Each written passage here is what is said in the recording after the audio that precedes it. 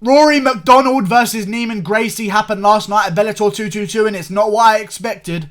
Neiman Gracie showed some talent, showed some great submission attempts, but again, I told you guys, his jiu-jitsu, you hear the name Gracie and you think, oh my god, if they're on the ground, it's over. Rory Macdonald's a black belt. He has great jiu-jitsu. I even went as far and said that Rory might submit Gracie. That may be a bit far-fetched, but I just knew that Rory Macdonald's jiu-jitsu was going to be enough to negate and maybe offense on Neiman Gracie when they were on the ground. Because Neiman Gracie had some fucking submission attempts in. He was on Rory's back a couple times in that fight, and it was a dangerous position. Rory stayed calm, shook him off, went back to landing damage on the feet and landing damage on the ground. I just feel like jiu-jitsu guys, if they don't get the submission, it's hard to score them points on the ground. I personally think if a submission is in, if you can get 2 submissions that are close to being in and the guy escapes them, it should mean the same and be a 10-8. You know what I'm saying? And if the guy's not doing anything back to you on the ground, that should be a 10-8 to me. Because it's kind of the same as a knockdown. You know, you put the guy on death's door, but he gets back up. You know, you put your guy in the choke and it's almost over and he escapes. You know what I'm saying? It's like the fight could be over, but it's not. And I think that 2 submissions should start counting for a knockdown and be considered a 10-8. But then Rory Macdonald, he gets caught in a submission hold. Guess what he does? He fucking reverses it. There was a massive, loads of leg lock situations that he was in. He went down for a leg lock against Gracie. Gracie counter leg locked him. And they started rolling around like fucking alligators and crocodiles. It was crazy. Death rolling each other. And then Rory just defending well. Pummeling. Pushing his knee out of place. Defended very well. Very, very well. Was in an armbar situation. Circled out the right way. Got the joint in a better position so that he could bend it and it wasn't bending the other way. Amazing stuff from Rory Gracie. Well, he might as well be Rory Gracie. He just out jiu-jitsu to Gracie. So that means he should be called a Gracie now, right? Right?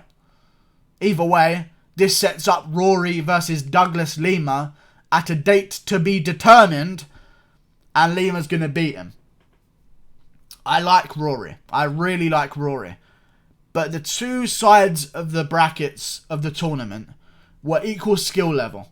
Okay? They both had one of Rory and Lima, who are the favourites to win both sides of the bracket. And the skill level on both sides was kind of equal.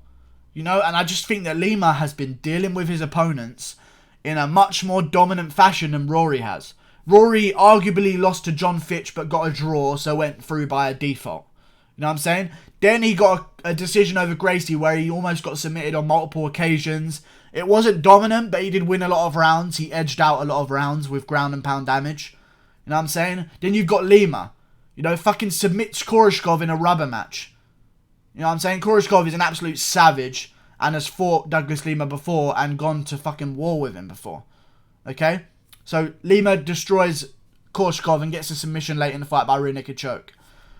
Then you've got Lima versus MVP. We all fucking know what happened. MVP got fucking derailed and knocked out in the second round after a leg kick.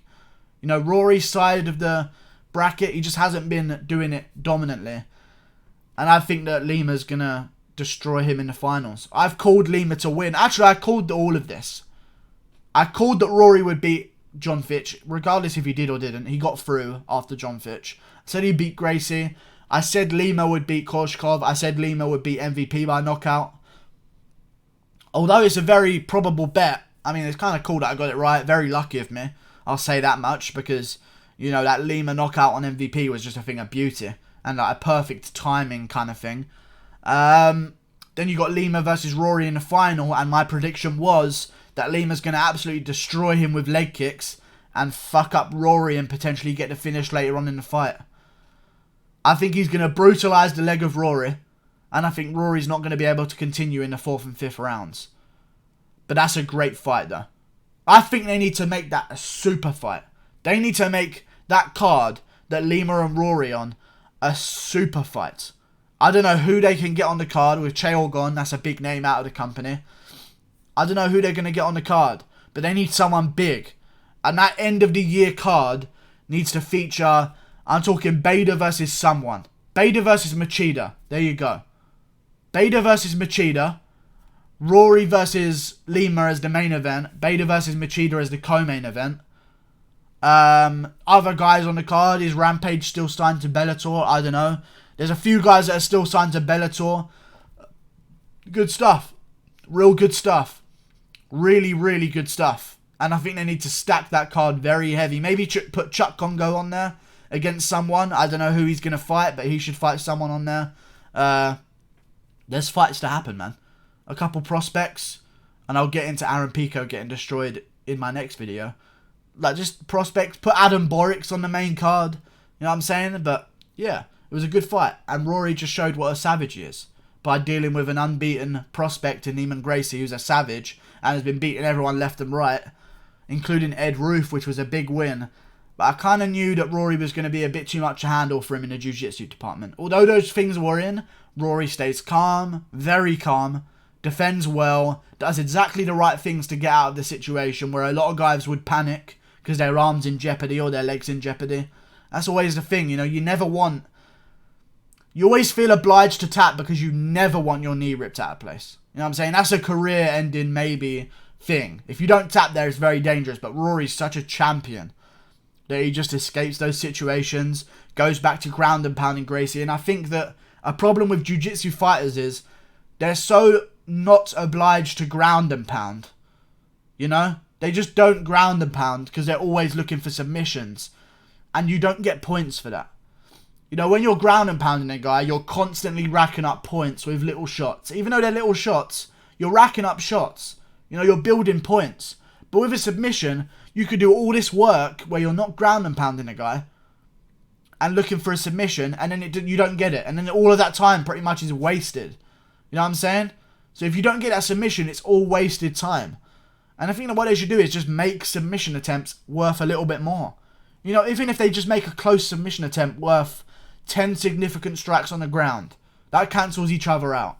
You know, we need to start favouring jiu-jitsu a bit more. Because I feel like judges don't understand what they're looking at. You know, to get someone in an armbar, to get Rory Macdonald in an armbar that close, or a leg lock that close, that should be seen the same as knocking him down on the feet. He's a black belt. You know what I'm saying? You know how fucking difficult that is. Either way, Rory gets it done. What a savage. I think Lima's going to beat him in the final. Like and subscribe. Thanks for watching. Rest in peace, Chael. I love you. See you later. Goodbye.